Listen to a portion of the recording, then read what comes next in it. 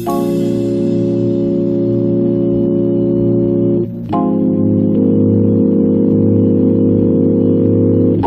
so in this video, this is actually the final video for this HOMAK 40-gallon parts washer.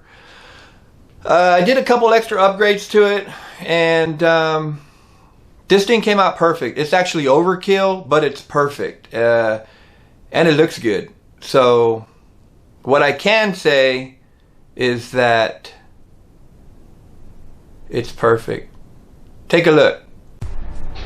Alright, so this is basically just a really minor upgrade. It doesn't have to be done, but the only reason I'm doing it is because when you start putting parts on here and you start scratching up this whole top from dragging your parts or whatever you have, it's going to start to take the powder coating off, and then it's going to start to rust. It's going to look like crap. It's going to start peeling. It's going to look horrible. So basically all I did was I went to my local scrap yard, picked up some probably 22 gauge stainless steel, and I'm going to mark this out, put it on there, cut it out, find out how I'm going to attach it to this, and then I'll have a stainless steel top. It'll always look good. I'll never have to worry about the paint, the rust, or anything else. Stand back, watch what happens. It's going to be great. Alright, so here's the sheet of stainless that I got. You can see it's very, very thin. Like I said, that's probably 22 gauge. I got it damaged on the bottom right there, but it doesn't matter because all I need is what you see marked out. I think it's like 21.5 inches by 30 inches. So I'm going to cut this out, and then I'm going to show you how I'm going to do it, and we'll go from there. Alright, so just so you can see, all I did was I laid down the top rack from the parts washer onto the stainless steel, and I marked it out with the Sharpie. Nothing special here. I made sure that my corners on every corner were centered well, especially here on the edge before I did my line, so it's not offset in any way. So what I'm going to do is I'm going to cut this out now, and then I'll show you the next step when I'm done. Alright, so this is what it looks like when it's cut and it's squared up on the top plate. And I'll be the first one to say that looks pretty goddamn good.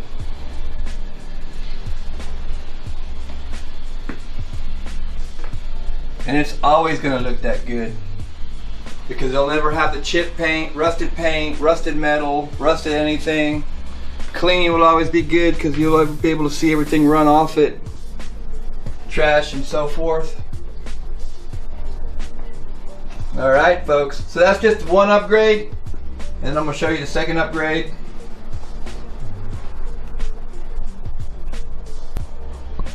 Alright, so let me show you what I did on the inside where all the fluid goes. So you got your return hose and you got your suction hose.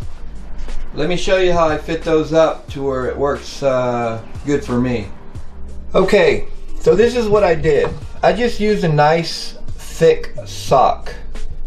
That's basically going to be my filter catch can for the return line coming from the drain of the parts cleaner. Okay, this is the suction line, this is the feed line. It's a little bit longer. I don't have it going down to the bottom, and the reason being is I don't want it, all the trash is going to settle at the bottom of the pan. I don't want it to suck all that trash up, so it's about 3/4 of the way down. And with this being the return line and having the sock on it, when the water's coming back, well, not the water, but the solvent's coming back in, it's not going to start splashing everywhere or creating a disturbance to where it's going to start mixing all the dirty solvent with the clean solvent on the top from all the sediment settling. So basically all you do on your hose is you put a 3/8 clamp on it,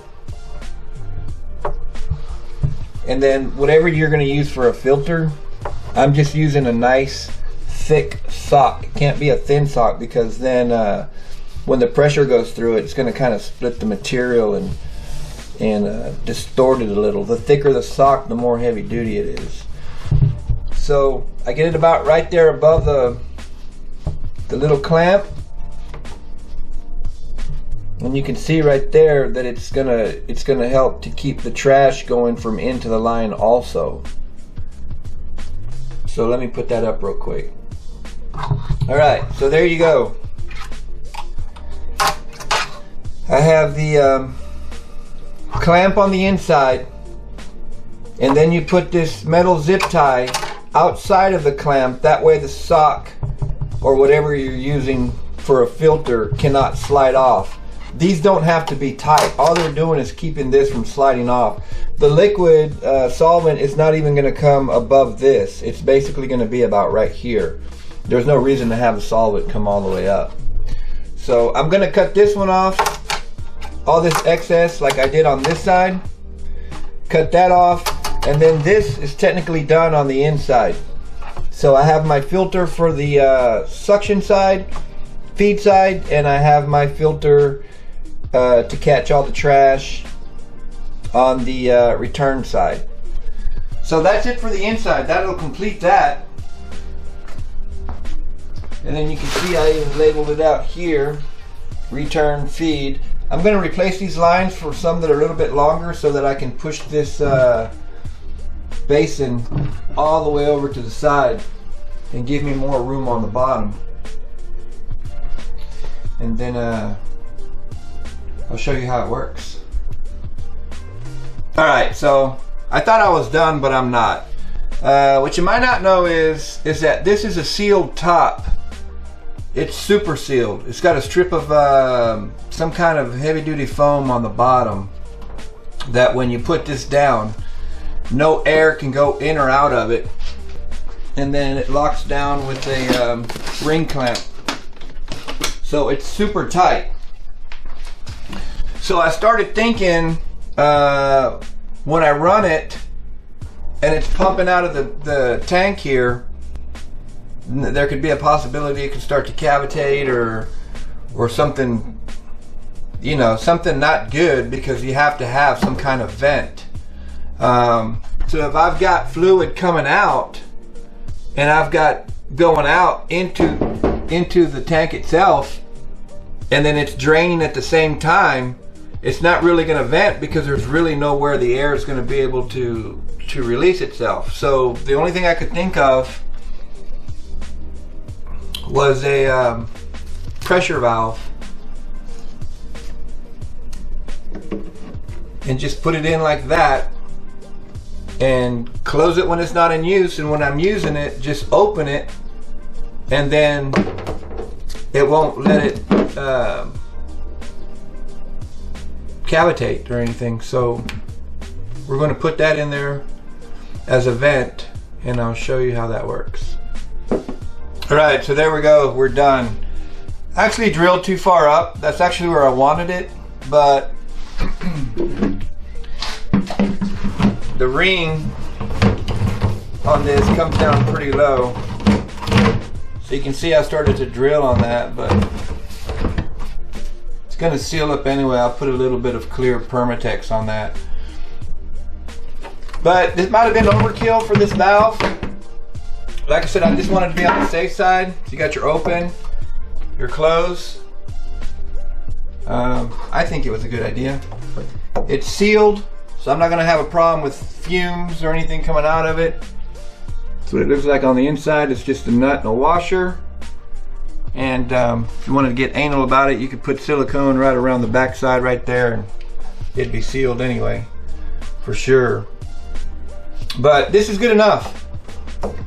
So I'll just have that open while it's sucking out of here, and then let me put all the fluid in it, then put more fluid in it, and then I'll show you what 20 gallons will look like, how far that'll come up on here, and then I'll show you how it works. Alright, so this is a 20 gallon drum. And as you can see, with 20 gallons, it doesn't even come up to your carrying handle area. But it's still a lot in there. that's really all I need. Doesn't need to be super full. So technically it's like right here. Yeah, about right there.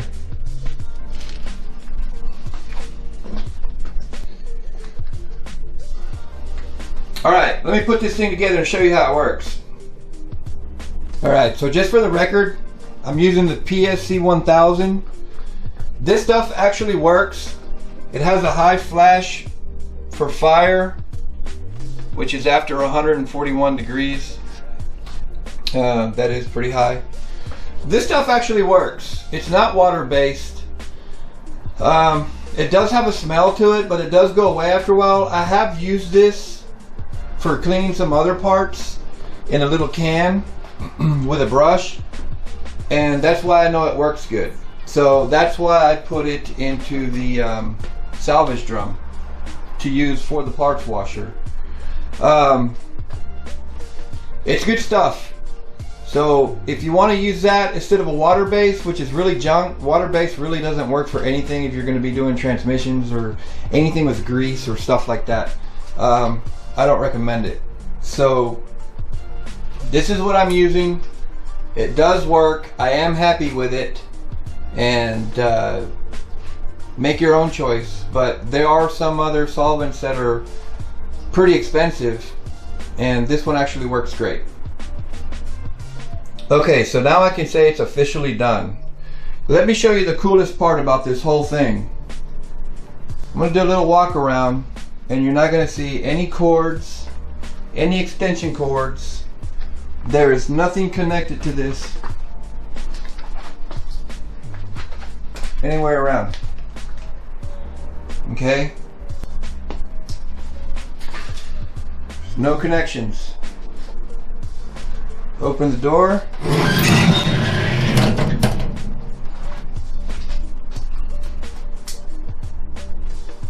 You have your on and off button right here.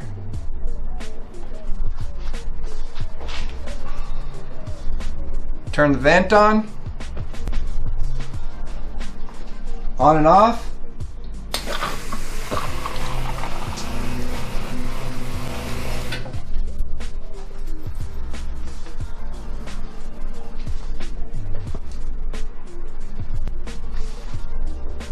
Thought I heard something leaking. Turn it back on.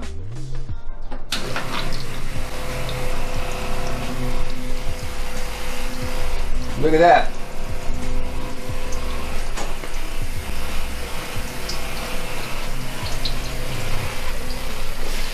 No electric cords. Not going into any power outlet. Look how strong that's coming out.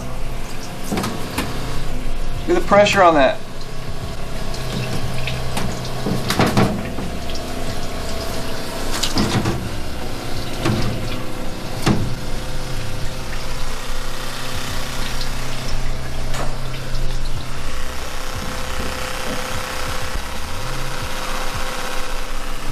And it's all being done by this little 12-volt battery.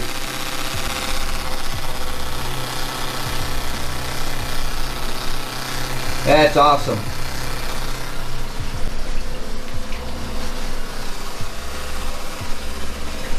"12-volt battery. Plenty of power.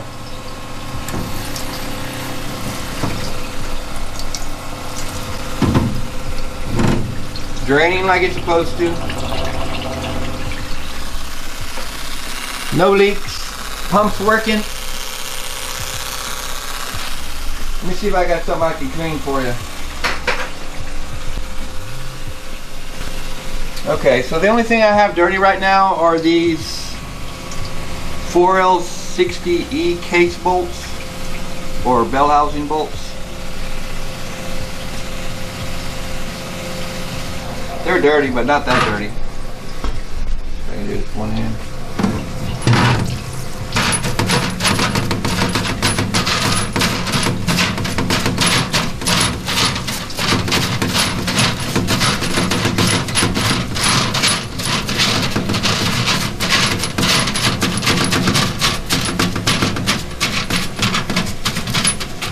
Hold on a second. Let me get my tripod. Alright, let's try this again.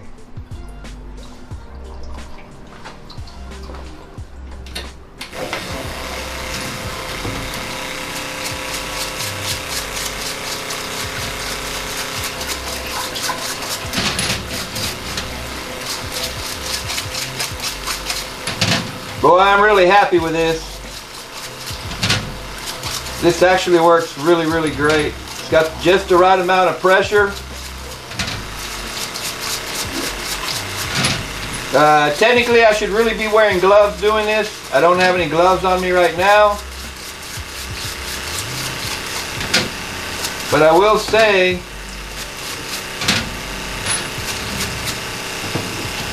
this PSC 1000 did clean these up very, very, very well. Dry one of these up. Yeah, I really don't like touching none of these solutions with my bare hands, but I'm just doing this to show you guys.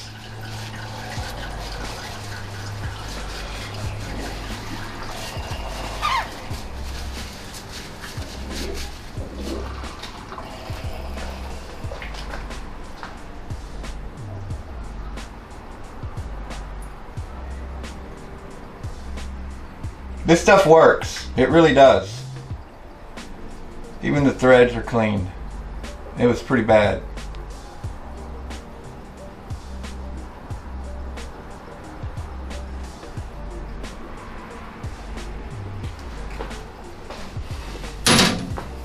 So there you go, folks. I'll give you one quick rundown.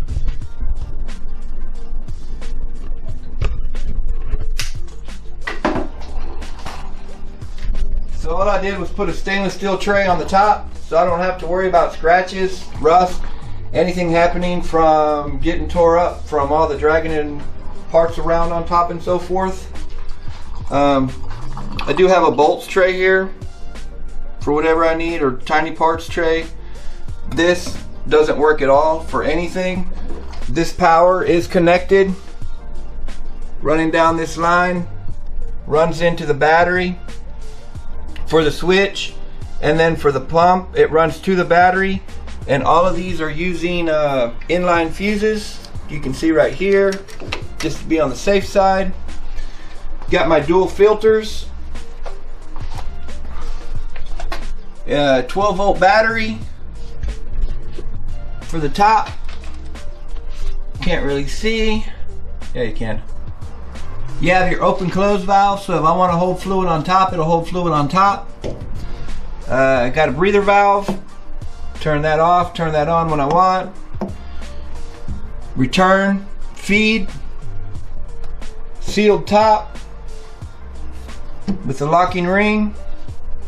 Sure you can see that. 20-gallon salvage drum. This is you can basically call this a flagship for a parts washer. 40-gallon.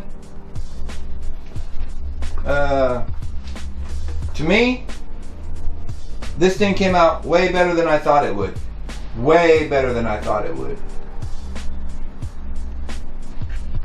Alright, so that's it for the parts washer. I hope you liked the video. Please comment, subscribe. If you didn't like it, leave a comment. If you liked it, leave a comment. If you got something better, tell me about it. Also, if you technically think about it, it is a hybrid build because it's also battery operated. It doesn't run on electric. So, another thing, let's look at it this way. A lot of people think hybrid, they think a hybrid car runs on batteries. That's not what hybrid muscle is. If you lose both your arms and you get 2 prosthetics, what are you? You're a hybrid. You take a old car and you put an LS in it, what is that? It's a hybrid. Wasn't supposed to be that way. That's my philosophy of the hybrid. A lot of these people like to call their LS swap cars pro touring cars. That goes too. But a hybrid is a hybrid. If you change something and make it into something it's not supposed to be, it's a hybrid. So, welcome to Hybrid Garage. But anyways, I hope you liked it. It was overkill. It came out great. battery operated. That's the coolest part about it. I didn't even plan for it to work that way, but that's what it is. And subscribe. Have a great one.